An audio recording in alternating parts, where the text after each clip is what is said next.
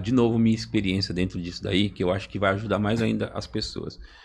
Como eu disse, pastor, eu cresci numa igreja evangélica, né? Eu cresci numa igreja cristã evangélica. Quando eu tinha 5 anos de idade, a minha mãe se converteu ao evangelho. E a vida da nossa família destruída, meu pai bebia muito, meu pai ganhou muito dinheiro, né? Ele era um mestre de obra e tudo, ele ganhou muito dinheiro. Só que do jeito que ele ganhou, ele gastou com as mulheres e ele gastou com a bebida, né? Então a gente viveu de maneira miserável, pobre e miserável.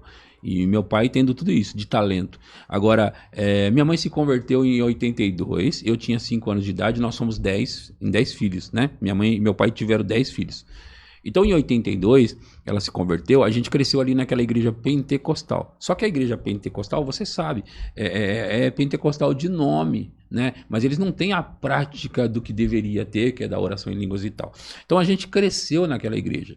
E quando a gente vinha crescendo ali, eu me lembro como adolescente, quando eu voltei para a igreja, depois de ter 2 anos desviado, com 16 anos eu fui batizado no Espírito Santo, com 16 anos, porque a gente buscava isso, nós éramos uma igreja pentecostal, então a gente buscava o Espírito Santo, e eu fui numa vigília batizado no Espírito Santo, por alguém que veio pregar na nossa igreja, que era da palavra da fé, né? Veio pregar na nossa igreja, e ele impôs as mãos sobre mim e eu recebi. Só que eu passei, pastor, mais 11 anos tendo esse dom, recebido esse dom em 94, com 16 anos, só que eu passei esses longos 11 anos sem praticar. Agora, sabe o que é mais curioso?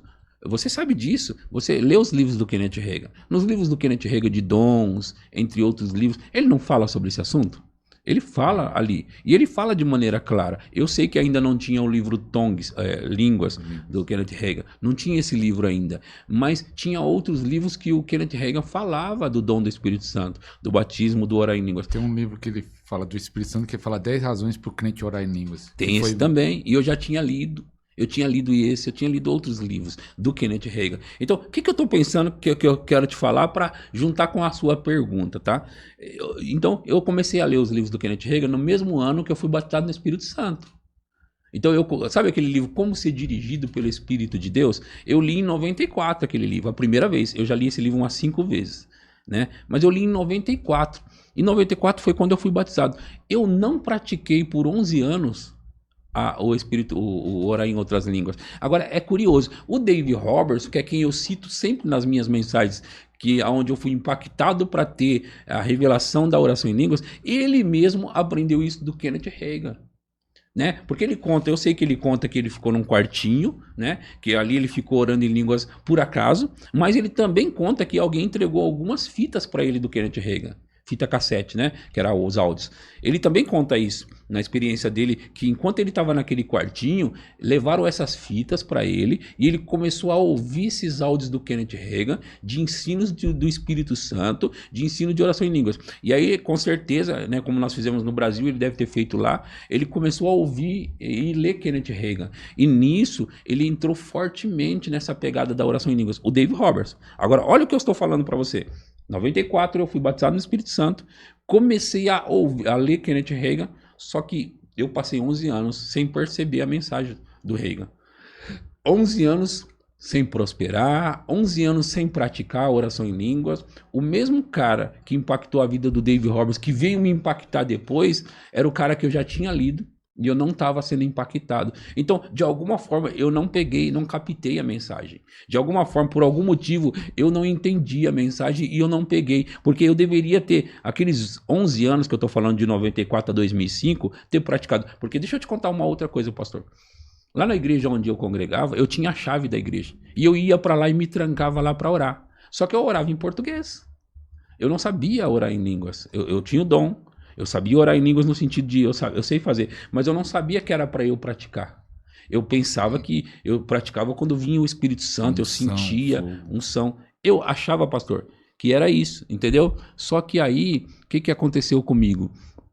Passei esses 11 anos sem praticar. Em 2005, parece que caiu dentro de mim. Tipo, eu preciso estudar esse assunto da oração em línguas mais fortemente, eu preciso orar em línguas.